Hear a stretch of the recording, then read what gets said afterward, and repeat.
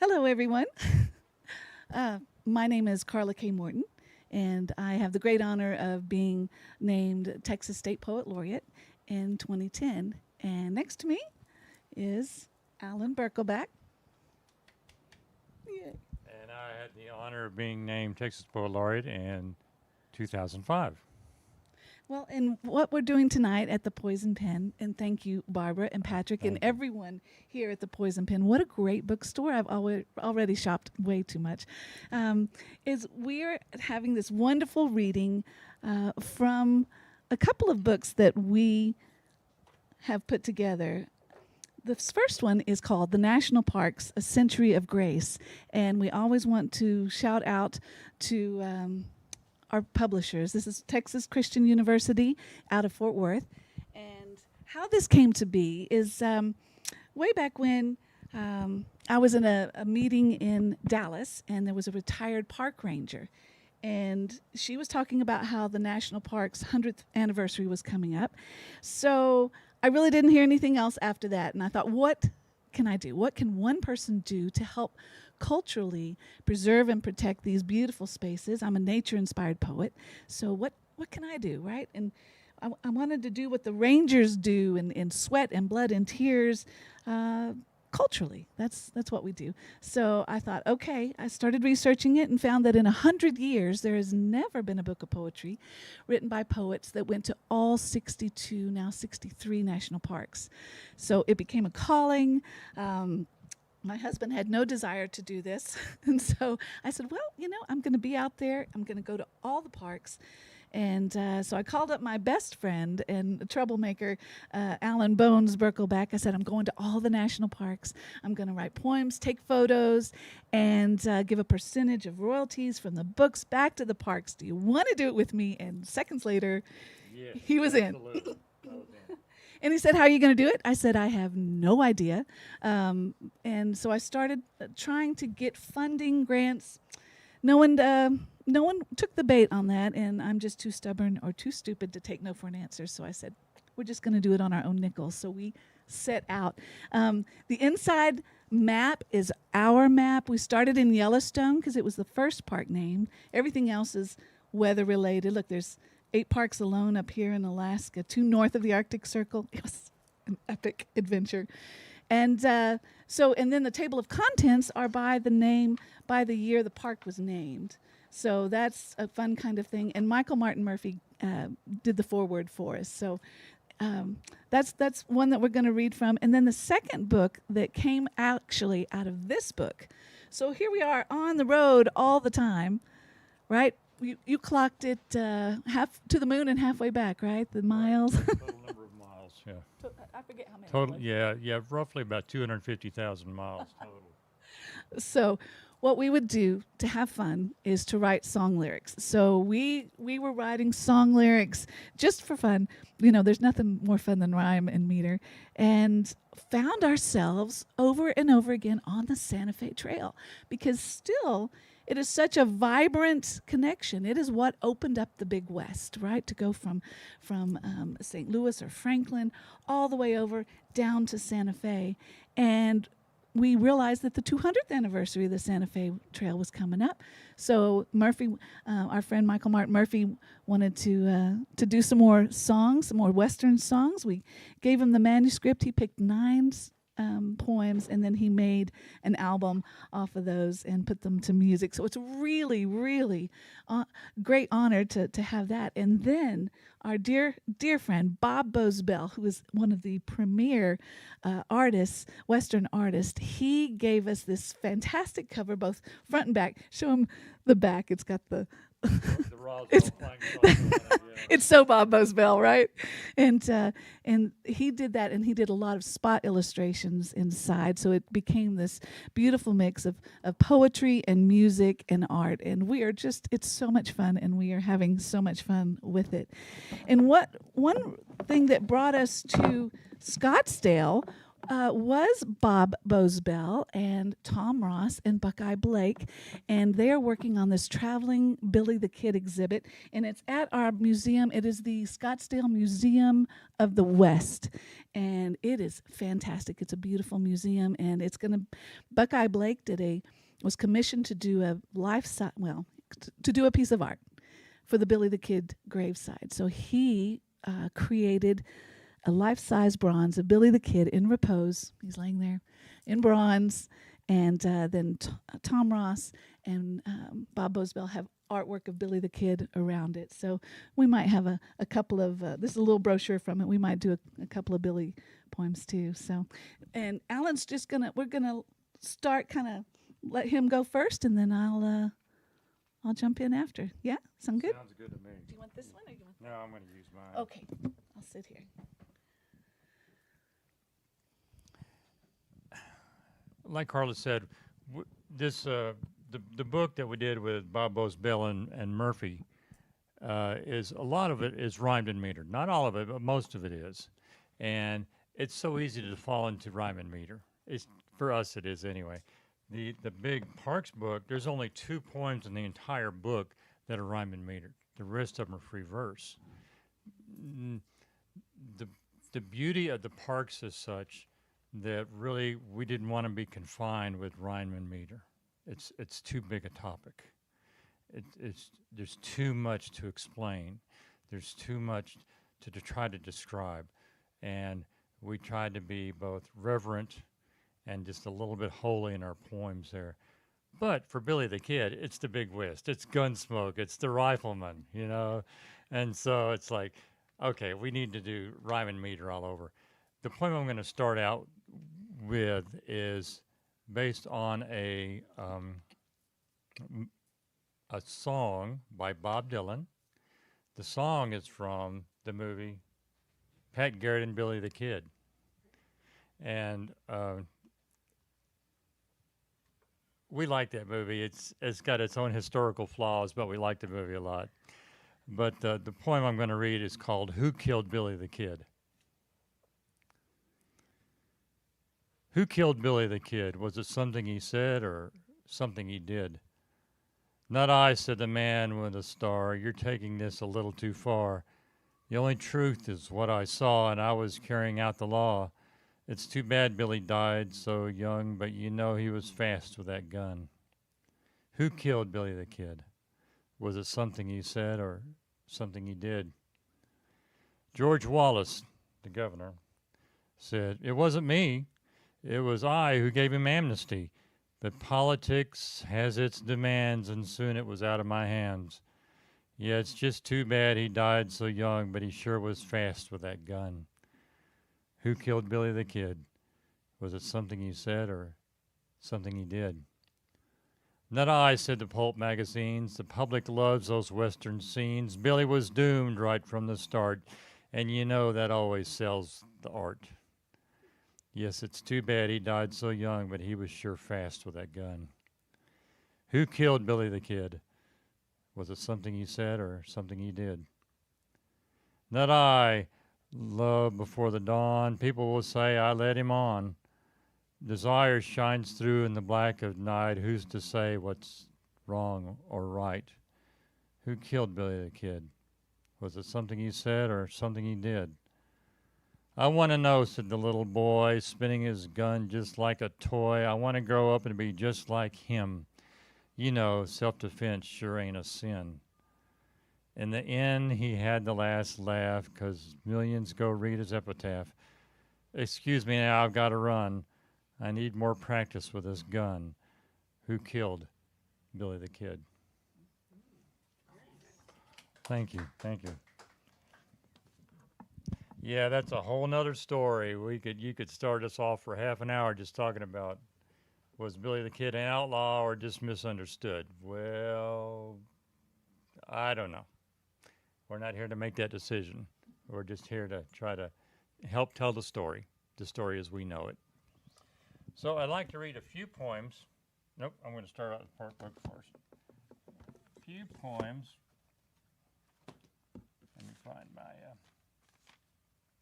my first. I'm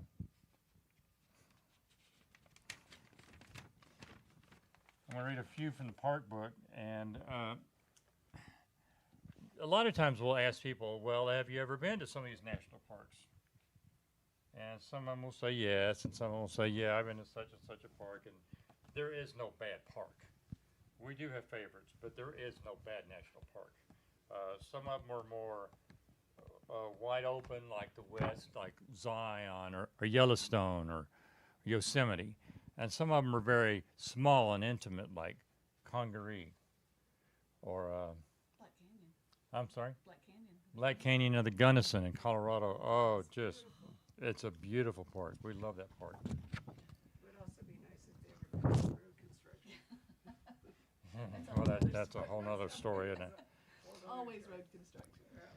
But I'm going to read two or three from this book. This is the park I'm going to start out with is Kings Canyon National Park in California. Kings Canyon and Sequoia National Park are back to back, and you can't really tell except for the signs that you're traveling from one park to the other. When we went, we thought we had planned around the weather, but when we got there, the snowbanks were 16 feet deep, and they cleared the road. But then it's like you were driving through these huge white cakes. It's tunnels. They were just all around you. And it was fabulous because you got to, anyway, the rangers gave us tours, and you would walk on top of these huge banks of snow. And you think, oh my gosh, I could sink right in. It's like, no, you won't. You really won't. But it was fabulous. It's cold, but it's really fabulous. But the poem I'm going to read is called Travel Plans.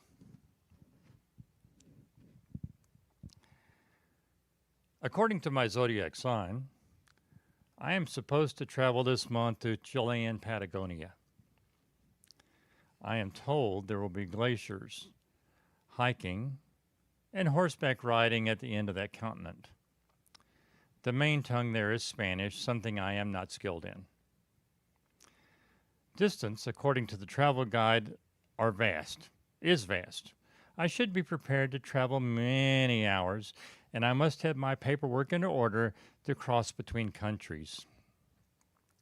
But it is March here, and Grant Grove in this park. The snow is deeper than the roof of my house. I see the wandering tracks of deer, the stories of foxes following rabbits, the strange Sanskrit of the march of crows. Only vertical distances here are vast. My horoscope does not mention sequoias in my future, yet here they are. I can touch them. I am sure they feel my heartbeat. As I walk over the snow, I leave my own footprints 16 feet closer to the crest of branches. I did not need another language. I did not need to travel hours to imagine myself at the top of the trees, looking out. Thank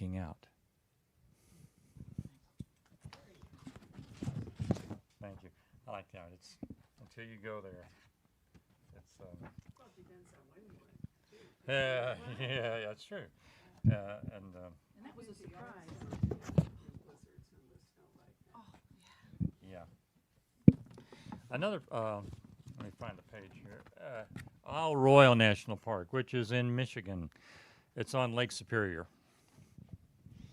There are two parks in that area. There's Isle Royale and there's Voyagers. And Isle Royale is the only national park of all 63 that closes during the winter. Even the Alaska parks are open. Some of the parks are hard to get to, but they're still open. But Isle Royale closes like September until June. You cannot get there. There is a ferry that runs, and when we checked into it, there is a ferry that runs, and it will take you there. But then once you get to the main area, there's nothing to do. The lodge is closed. There's no food service. You got to do it all on your own. And there's moose and wolves. But other than that, it's beautiful. And but it's a beautiful, beautiful park. The poem I wrote about that is called The Day After the Hike.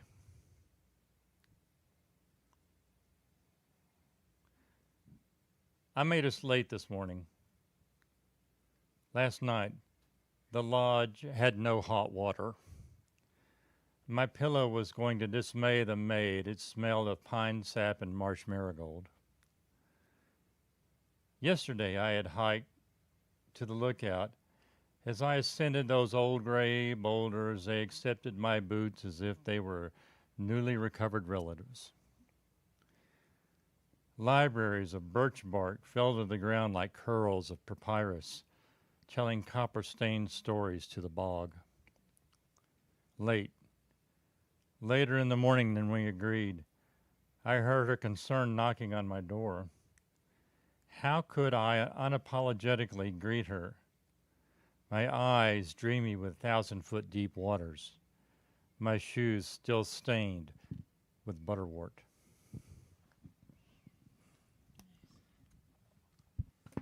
And then one more from this book. One of the questions we keep getting asked is, what's our favorite park? We get asked that a lot. But we tend to reply back with, okay, let's answer it like this. If you only have the ability to visit one park, which park would it be? And independently, we both came up with the same answer, Redwood. We'd say Redwood is the best park if you can only go to one. Redwood's got so much to see, giant trees, a beach that is just pristine, and they have like a negative tide, so you can go way out in the ocean. And they have a lighthouse right there that if you don't get out of the lighthouse in time, then you're trapped there overnight because the tide comes in. It's a beautiful park. And they have so many trails that go through these giant trees, and the wildlife just runs through there. There's elk and deer and I don't know what else through there.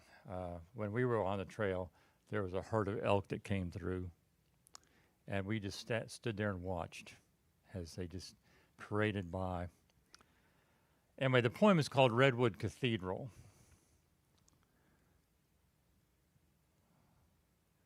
You'll walk through timbered halls 300 feet high. The sunlight, glistening in oblique shafts, will be full of motes of gold like torches from angels. Your undeserving feet will walk on forested carpeted so thick that no one can hear the sounds of your prior sins. And when you have exited, you will be allowed to pluck fresh berries still clinging to the vines, a delicious bursting and sudden awareness, just like the Bible you grew up with, that had the voice of Jesus printed in red. Thank you. Where is that park? Is it up on the California coast? Yes, it's on the California coast. And yeah, and it's actually not it's just a few hour drive away from Lassen National Park, which is the next state up, which is what, Oregon, I guess? Yeah, something like that. And it's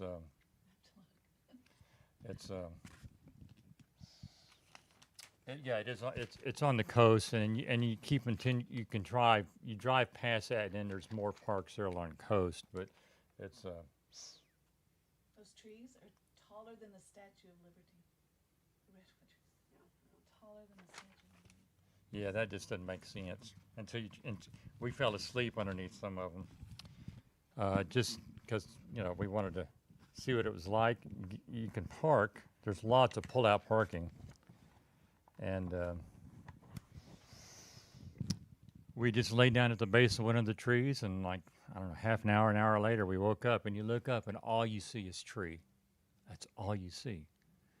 And then at some point, some distant point, the tree ends in the sky, but your mind can't fathom how tall that tree is. Okay, I'm going to read a couple out of our Santa Fe Trail book.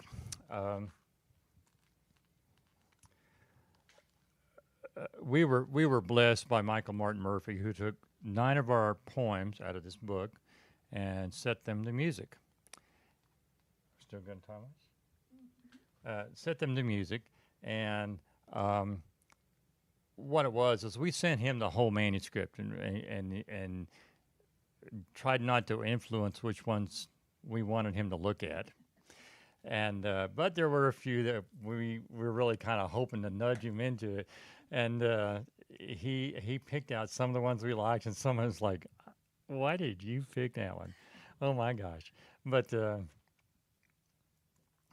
two I'm going to read, one of them, and part of the other deal about this book is that some of the poems I wrote, some of the poems she wrote, and most of them we wrote together because we were on the road. We were on the road together, and but this particular one that I'm going to start off with is I wrote, and I used to perform it at one of the Michael Martin Murphey concerts there in Red River, and he always liked it. He always wanted me to recite this poem.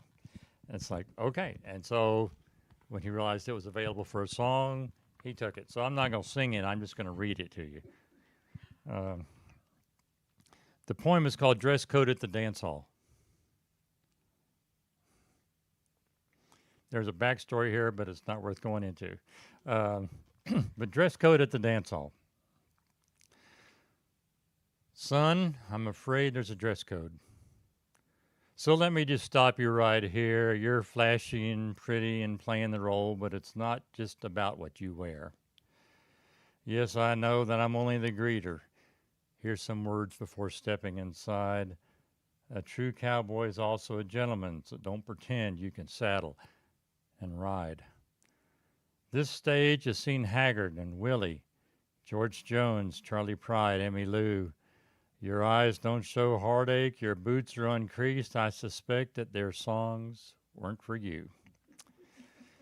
You say you're just here for the dancing. You might know all the spins and the curls, but I bet your cologne might just keep you alone from those authentic rodeo girls.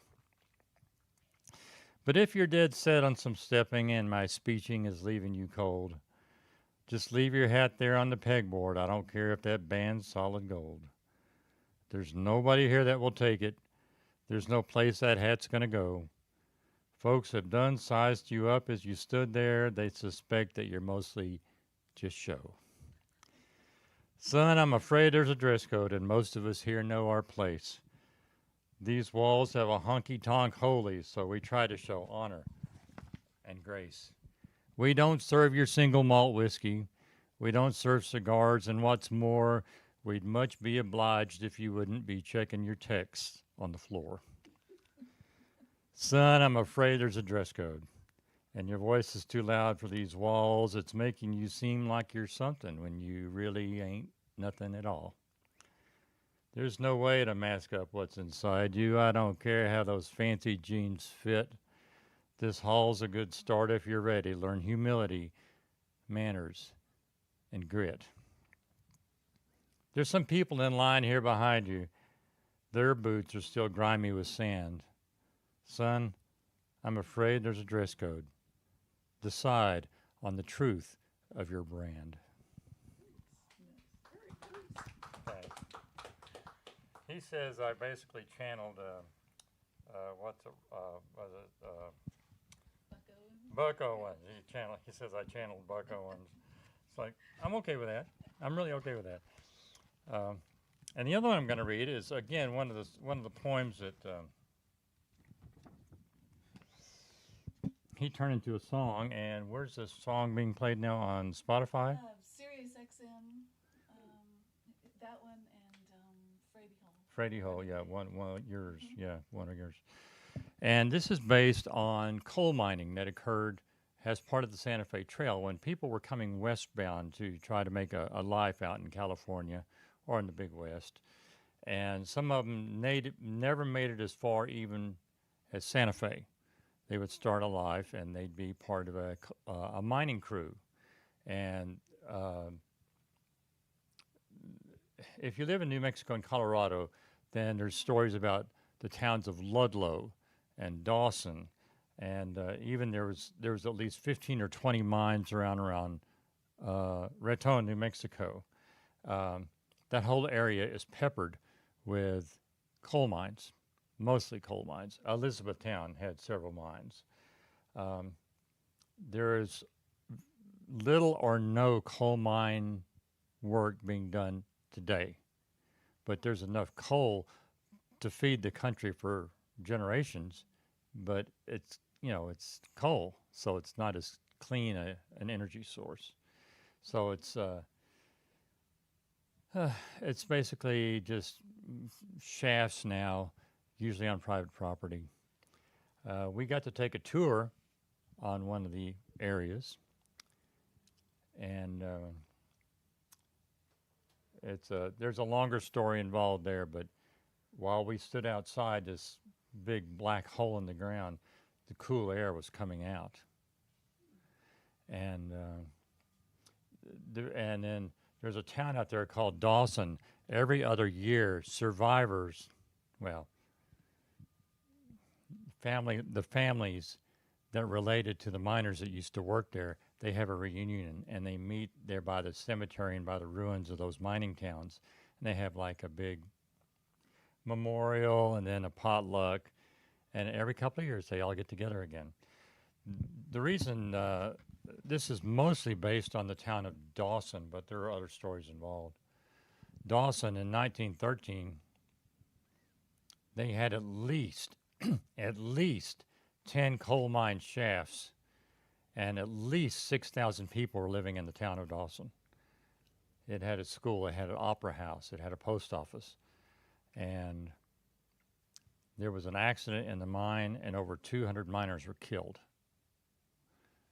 And then 10 years later, in the same mine, there was another accident, and over 100 miners were killed. And what was really sad is some of the people that were killed in that second accident were the sons of the original ones that had died 10 years prior. So if you go to the cemetery, you can see father and son laying side by side. It's incredibly sad, but the history is it's fascinating. The song is called "Burning Vein," V-E-I-N, Burning Vein.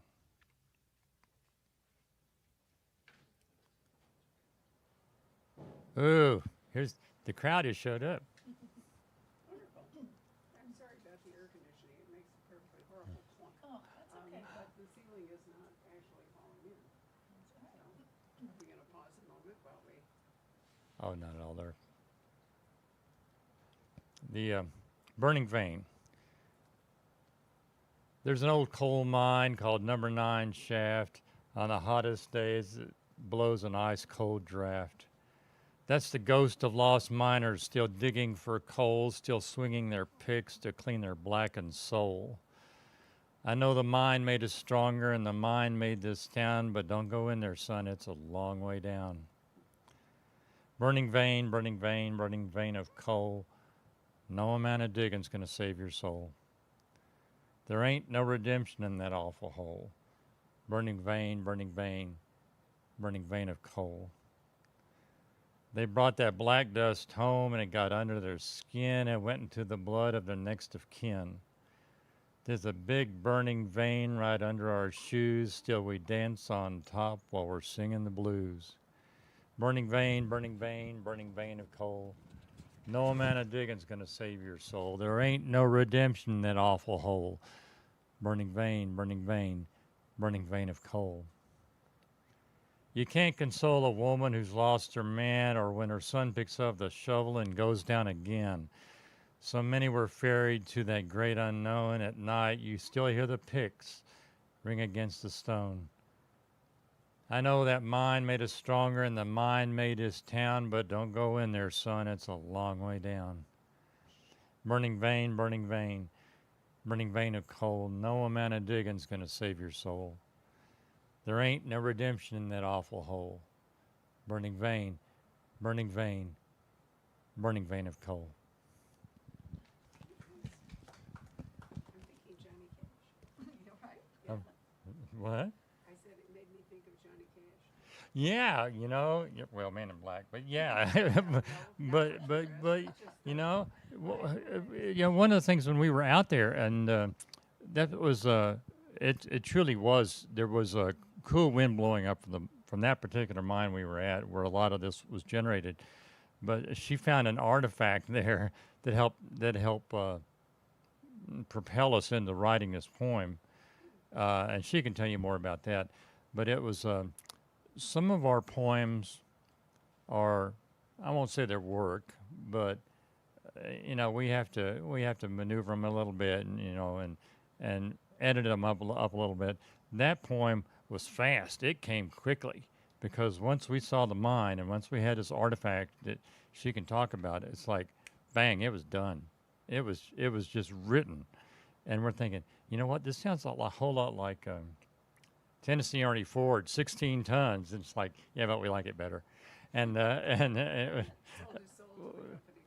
exactly. But it's like it was that was, but our point was less about that. This is, we know people where we live that have black lung from working in the mines. It's still there. It's still a big part of the life where we live. And there's a hospital that's designed strictly to take care of black lung cases. So it's like, wow, this is part of the fabric and the history there that they can't escape from. Anyway, let me pass the microphone over to Miss Karla Morton. All right, I'll just grab this one. Well, thanks, Bones. That's what we like to call him, Bones. And that artifact that we found out there also, there is a burning vein there under the ground. It's been burning for over 43 years. Yes. In Pennsylvania, there's one like that. Absolutely, absolutely. And we were there, and the guide said he was just talking to us, and he found an old shovel head, and he was just talking and telling us, and tossed it in his pickup. I went, what are you gonna do with that? And it picked it up and said, it's just the shovel head, and it's mostly rusted. There were holes all in it, and I said, I'm gonna take it to the dump. I said, can I have it? And he said, well, why? I said, it's got a story to tell us.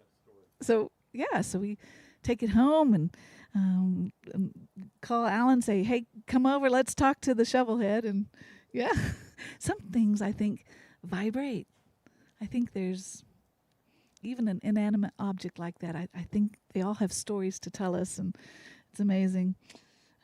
But yeah, that was a whole lot of fun. And you can tell why I wanted Alan to do the parks trip with me. He's just incredible. Yeah, and in this one we have a lot of collaboration because it was just so much fun. But in the parks book, we each had a poem for each park, so of our own.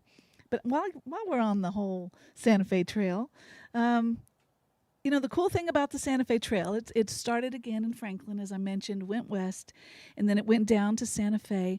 But it was also the main stem for the other trails. It led into the Oregon Trail, the California Trail, the Alaskan Trail, even up the Voyagers up into Canada. And this particular one we wrote, we were headed to Yellowstone. It's lightning in Wyoming. Right. And so we were driving along, and there's this storm coming, and it's that storm, that beautiful, rich purple cloud, and the lightning was just striking everywhere. And we couldn't help but talk about those amazing people in those prairie schooners, right? Those wagons, just a canvas top covering it up. They have their that hail, what they went through. These people had no idea. They were traveling to a place they'd never been to before, no idea what to expect, and then the storms and everything that they had to put up with. And when we were doing this national parks trip, which, like I mentioned, this book came from, it was amazing to be that explorer, to be out there. And people say sometimes, "Oh, there's nothing left. There's nothing left to explore. This world is just it's all been found out." And it's like, are you kidding me? Look where you live. Just the places that are around, and amazing things and features of this world. And the thing is, we only have such a little bit of time to be alive, right? Just this much time in this big wide world. And it's like Mary Oliver said, what are you going to do with your one wild and precious life. You got to get out there and enjoy it and grab it with both hands.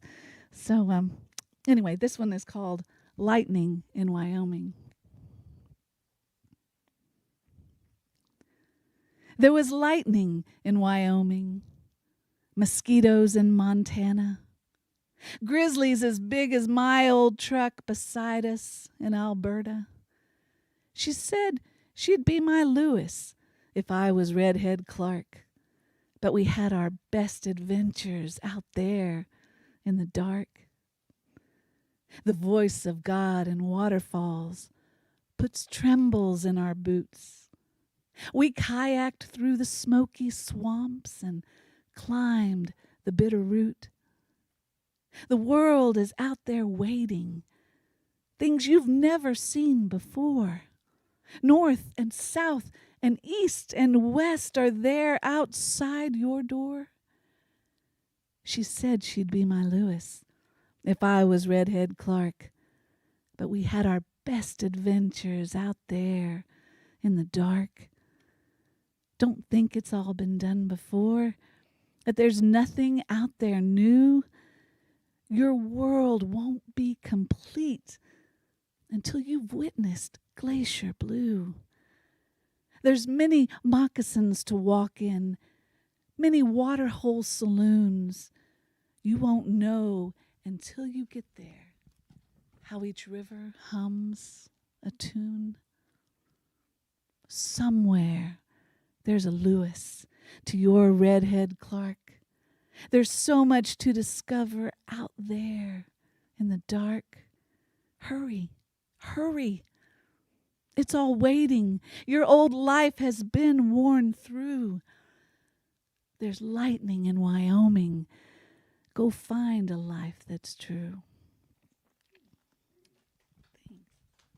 That was fun. That's another one that we just together.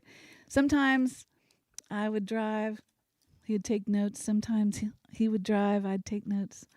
Don't ever ask us about the poem. Don't ever ask me about the poem called, what is it, Euphenia? Oh, Let's just say epic. Let's say epic. It's a great poem. It's a great it poem. goes on and on. I was driving and reciting it to her, and it's like I was channeling some long epic poem. That was great. It's in here. It's in here. in It's there. not a song, It's but it's like, in there. oh my God, it's long. I don't know what happened. Oh, it's fabulous. I'm going to do one more from this one. And by the way, that picture right there is Honky Tonk Sue. Bob Bosbell created Honky Tonk Sue. She's so sassy. I love her. Yeah, he just did an amazing job on this book. We are so grateful. The Santa Fe Trail has that, when it swings down the Rocky Mountains, it comes through Raton Pass. And that's where Bones and I both happen to be living now. My great-grandmother lived there. So every summer I got to go up and spend time in Raton. And it's about 35, 40 minutes over the pass today. And 200 years ago, it would take a wagon 5 to 18 days to get over that one pass. Sometimes I think we are so soft. I'm so soft, Imagine the chutzpah. But so we were out there hiking, actually with Michael Martin Murphey, and we were up on the Bartlett Mesa, and you could look out, and there's these wonderful volcanic plains out there. You could almost see all the way to Texas, and can imagine the people when they crested that pass and what they saw, and you could see forever. And every good adventure needs a love song. This is Last Lights of Raton. I see the last lights of Raton. This old guitar knows its home. My hands don't need light to play their tune. The road to climb this high hill has been full of sweat and skill. How lucky I am to know this view. All day I count the tracks of mountain lion, and at night I count the stars of old Orion. The mesa has my back, and I have you. The volcanoes are the same as when they forged the Santa Fe, that trail they took in 1822. We still see the plains they saw. Things round here don't change at all. Thank God the mesa has my back, and I have you. The mountain has its seasons, and I don't know the reasons for the loves I lost, the bridges that I burned. But fresh water springs in grace that I splash upon my face, a redemption that I'm not sure I earned. So tonight the bears will wind through those years I left behind.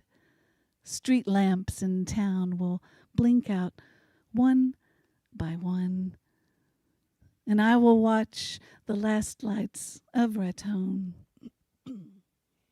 The mesa has my back, and I have you. Thanks. That is just a fun book. Everything about it is so much fun.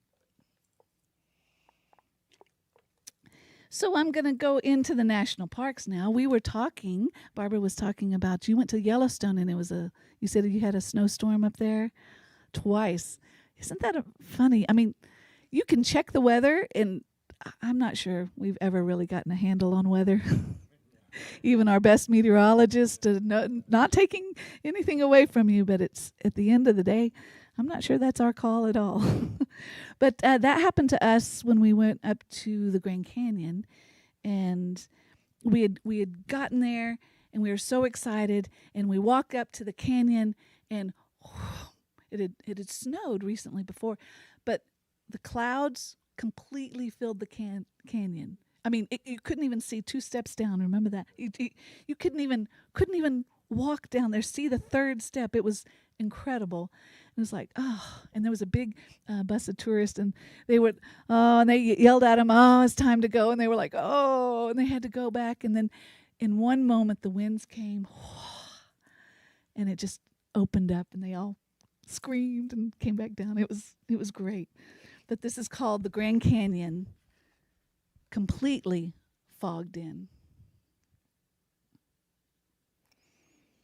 When we reached the edge, the white held us back, as if it were ghost hands pushing, as if rain and snow could turn a being back from where it needed to go.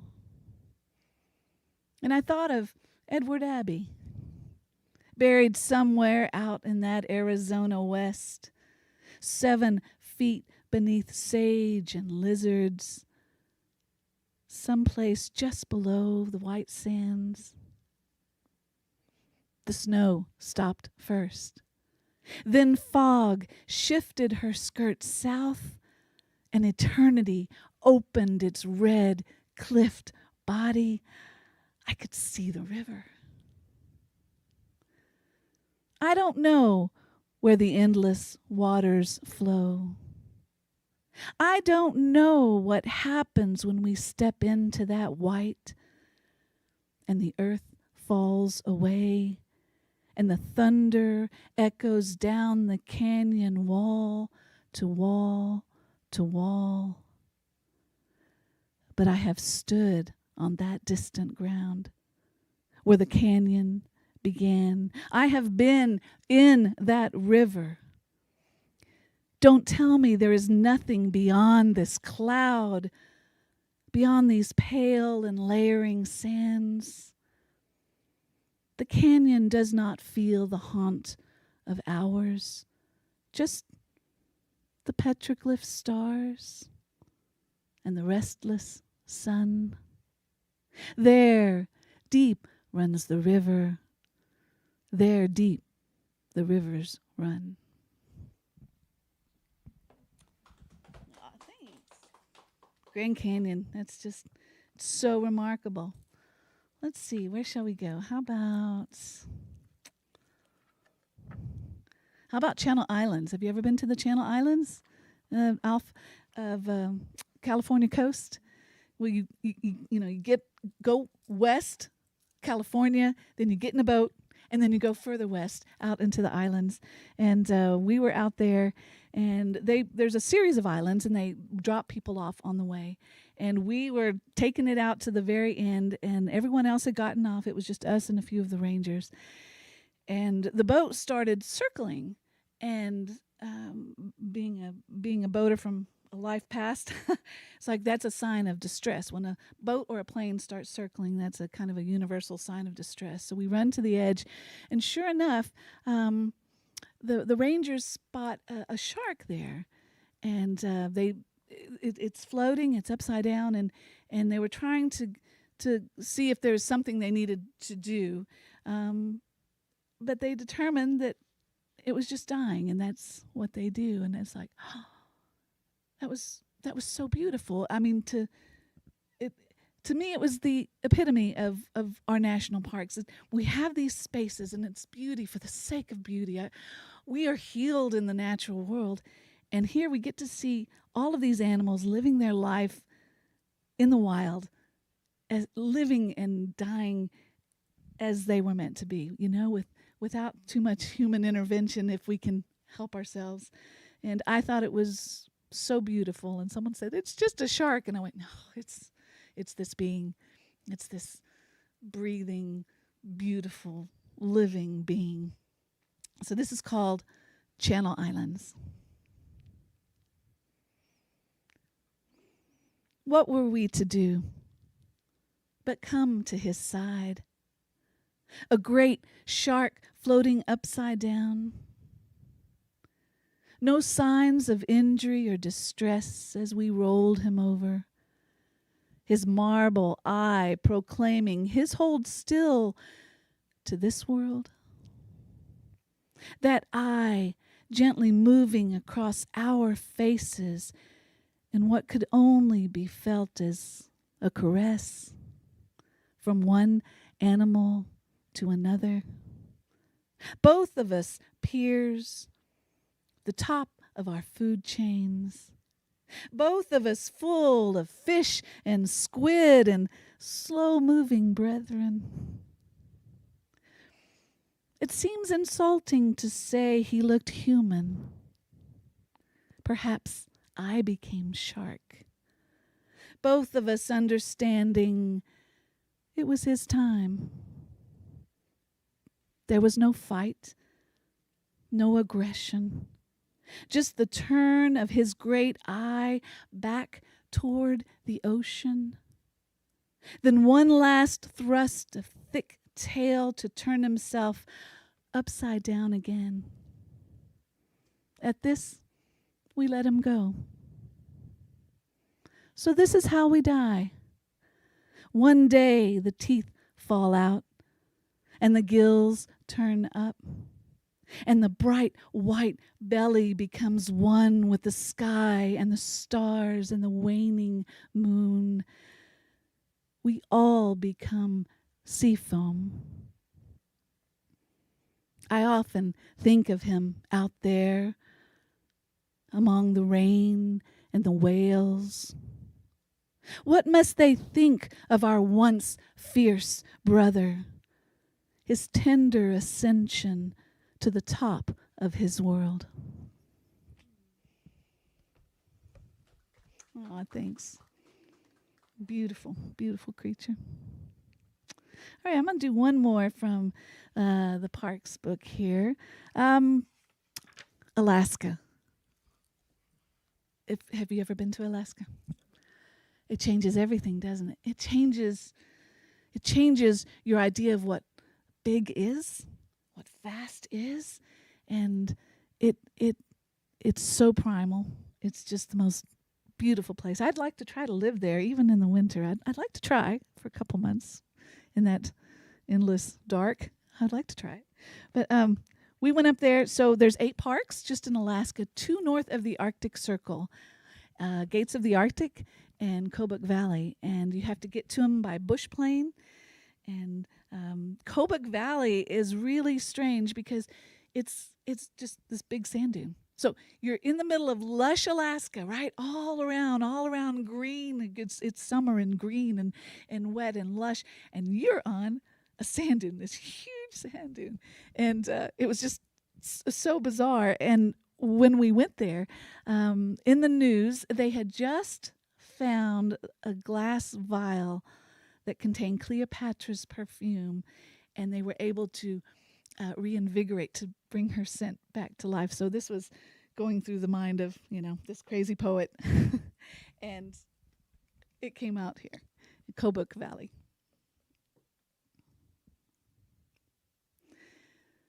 One day, these sand dunes will disappear. The fertile flora slowly taking them over. The story of this world ever in motion. Time is a fluid thing. The earth turning, the waves endless. These dunes dropped by glaciers that crept up the mountains thousands of years ago.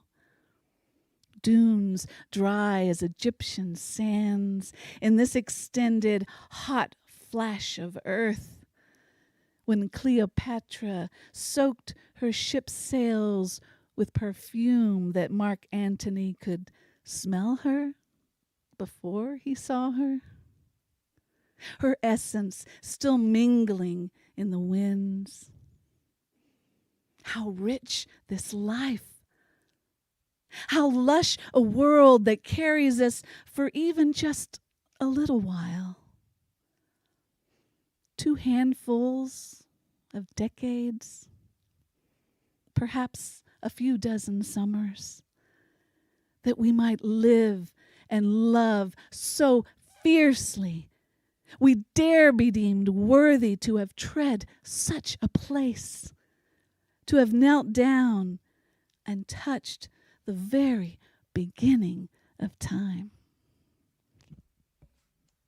Thank you.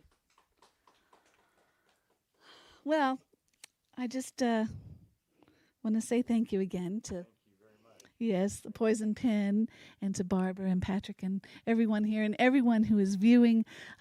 Support our local, our independent bookstores. This is just, if you could walk in here and smell the books, you'd just fall in love all over again.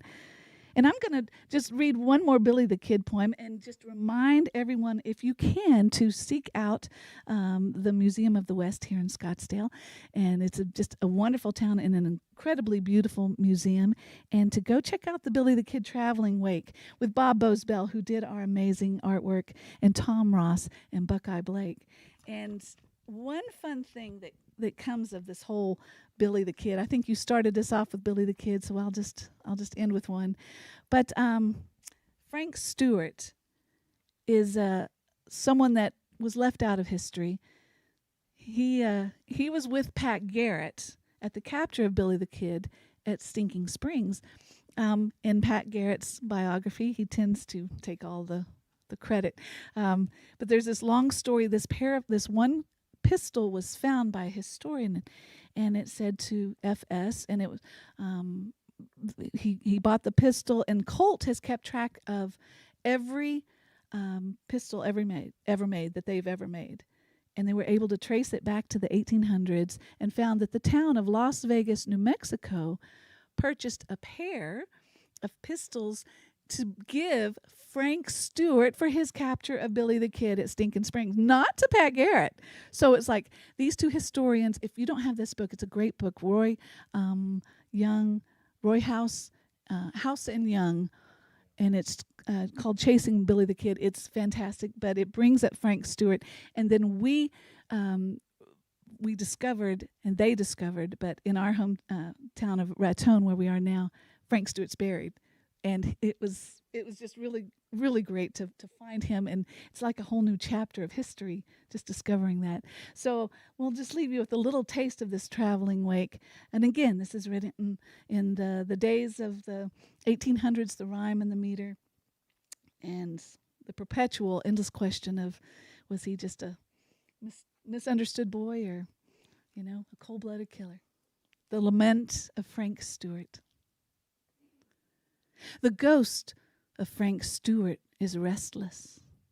He sleeps on a hill on Raton. Still he wrestles with that age-old question. Was Billy the Kid's death right or wrong? He'll ask you, where are my pistols? Those Colts had a silvery shine. What's in a name or a story? That governor left him to die. Some folks say I rode with Pat Garrett, or I didn't ride with him at all. Let's all say a prayer for Billy, no matter what truth we recall. Regret's a tough burr in the saddle. It lingers even though I am gone. Should I have cuffed that forsaken boy? Was Billy the Kid's death right or wrong? Thank you so much. Thank you, Barbara. Thank you, everyone. So the museum in Santa Fe has a whole Billy the Kid and other outlook on the main floor. So if you have not visited it, It's fantastic. Yes, it's fantastic. And this Museum of the West here is just it's remarkable as well. But did you want to say anything? Oh, the opening, the official opening for this exhibit here in Scottsdale is this Saturday the 4th. Yes, today's the 2nd. There's a VIP event tomorrow night, and then on the 4th is the official opening. And I believe it's there 3 months. I believe it's yes. I think this is just when they've gotten all the artists together to talk about it, which is a whole lot of fun to hear work from the artists, which is one reason that we love these readings so much. I think to hear anything from the artists themselves, from the writer, from the poet, is always a lot of fun. Did you have any questions for us? Anyone else? Well, thank you for your time. Giving us the time and the space. Thank you to everyone there, our audience. Yes, we appreciate it.